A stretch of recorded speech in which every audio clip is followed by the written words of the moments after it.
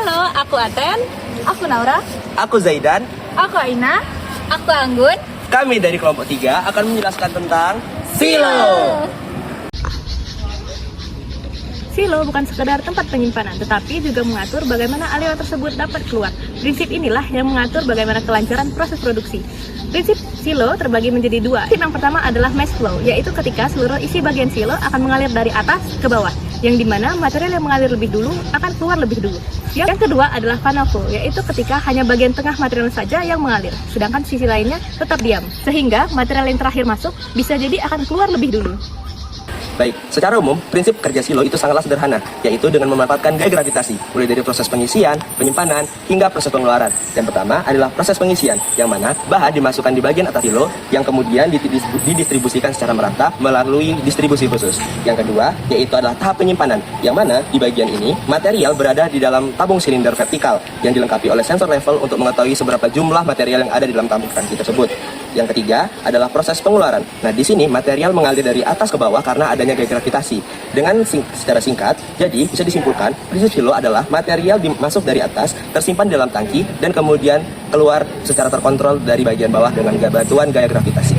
Kalau dilihat dari bentuk geometrinya, silo terbagi menjadi 3 jenis utama. Yang pertama adalah silo silindris, yang mana silo ini berbentuk tabung dengan bagian hopper di bagian bawahnya. Yang kedua adalah silo persegi, yang memiliki bentuk kotak sehingga lebih hemat ruang dan menimbulkan zona stagnan. Yang ketiga adalah hopper, yang mana berbentuk kerucut ataupun piramida terbalik di bagian bawah untuk memperlancar aliran material.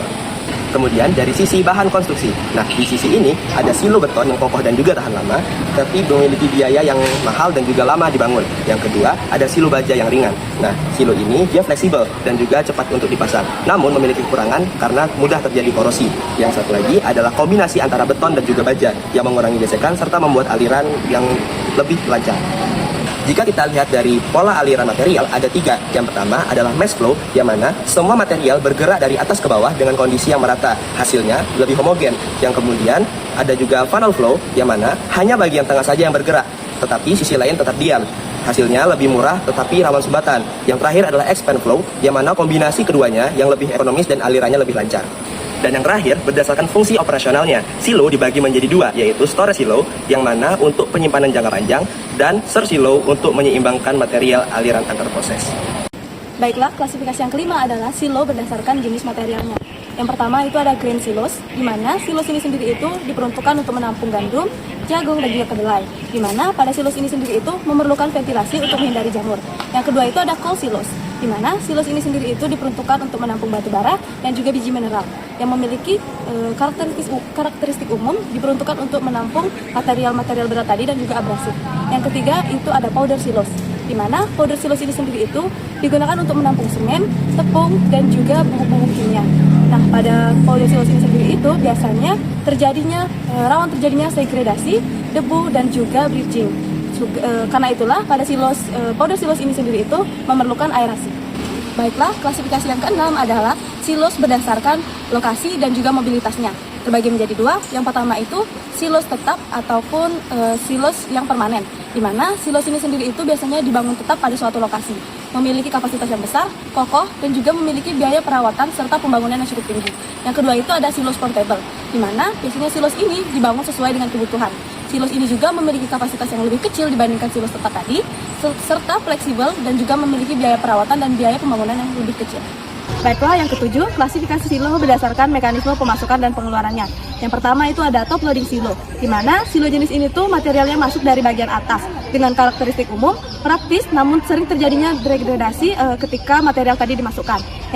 Yang kedua itu ada bottom discharge, di mana silo jenis ini tuh materialnya keluar dari bagian hopper bawah. Nah, silo jenis ini tuh sangat umum digunakan, namun rawan terjadi arching ketika menggunakan outlet yang kecil. Yang ketiga itu ada multiple outlet, di mana silo jenis ini tuh memiliki banyak sekali lubang pengeluaran.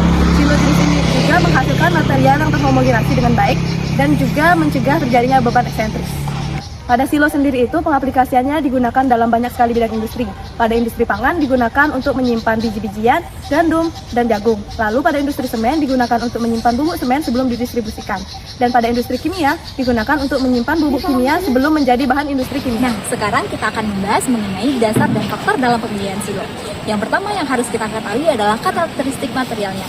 kita harus tahu material apa yang akan kita simpan di dalam silo, apakah berbentuk bubuk atau granular, serta sifat fisika dari bahan atau material tersebut, seperti apakah bahan atau material bersifat higroskopis, mudah mengumpal, ataupun korosi.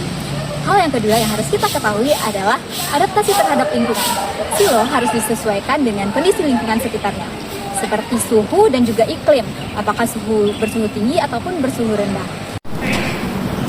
Poin yang ketiga yaitu adalah biaya dan ekonomi. Setiap industri tentunya memiliki pertimbangan terhadap investasi, perawatan, fleksibilitas, serta keterbatasan lahannya. Yang keempat itu adalah otomasi dan informasi, di mana ini membedakan antara silo yang modern ataupun tidak. Pada silo yang modern itu tentunya sudah dilengkapi dengan sistem sensor, serta bisa dipantau dalam jarak jauh, serta memiliki manajemen yang lebih baik. Oke, sekarang kita akan membahas mengenai pengaplikasian silo. Silo banyak digunakan di industri-industri ataupun sektor lainnya. Yang pertama kita akan membahas di industri kimia dan juga farmasi. Di industri kimia dan farmasi, silo banyak digunakan untuk menyimpan resin, bubuk, ataupun bahan kimia bubuk lainnya. Serta pada industri semen dan bangunan, itu silo digunakan untuk menyimpan semen, gypsum, ataupun pasir. Selanjutnya ada di industri makanan dan minuman. Silo banyak digunakan untuk menyimpan tepung, beras, gula pasir, kopi, ataupun susu bubuk. Selanjutnya pada sektor pertanian, silo ini banyak digunakan untuk menyimpan jagung, kedelai, dan banyak biji-bijian lainnya. Yang terakhir ada di sektor energi dan pertambangan. Silo digunakan untuk menyimpan bahan bakar seperti batu bara, biji tambang, serta fly ash. Selanjutnya ada rules of thumb perancangan dan pengaplikasian silo. Ada beberapa aspek penting yang harus kita ketahui. Yuk kita bahas satu persatu. Yang pertama, kapasitas penyimpanan. Silo dirancang sesuai dengan kapasitas penyimpanan bahan. Kapasitas biasanya ditentukan dari durasi penyimpanan, jumlah bahan yang akan ditampung, serta frekuensi pengisian dan pengeluaran. Umumnya, silo dibuat sedikit lebih besar, sekitar 10 hingga 20% dari kebutuhan aktual agar bisa mengantisipasi terjadinya kelebihan bahan, sehingga operasional bisa berjalan lancar tanpa kekurangan ruang penyimpanan. Kedua, material yang dipakai. Pemilihan material silo sangat penting. Untuk kebutuhan umum biasanya menggunakan baja karbon.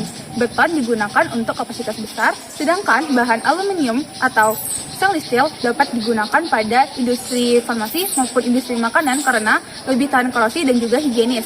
Dan yang ketiga yaitu ada jenis bahan baku yang disimpan. Setiap bahan mempunyai karakteristik yang berbeda-beda. Misalnya, biji-bijian yang mudah mengalir bisa disimpan pada desain yang sederhana. Tetapi, bahan halus seperti semen atau tepung membutuhkan sudut yang lebih curam agar tidak menggumpal. Yang keempat, desain kerucut atau silindris. Bagian silo umumnya berbentuk silinder dengan dasar kerucut.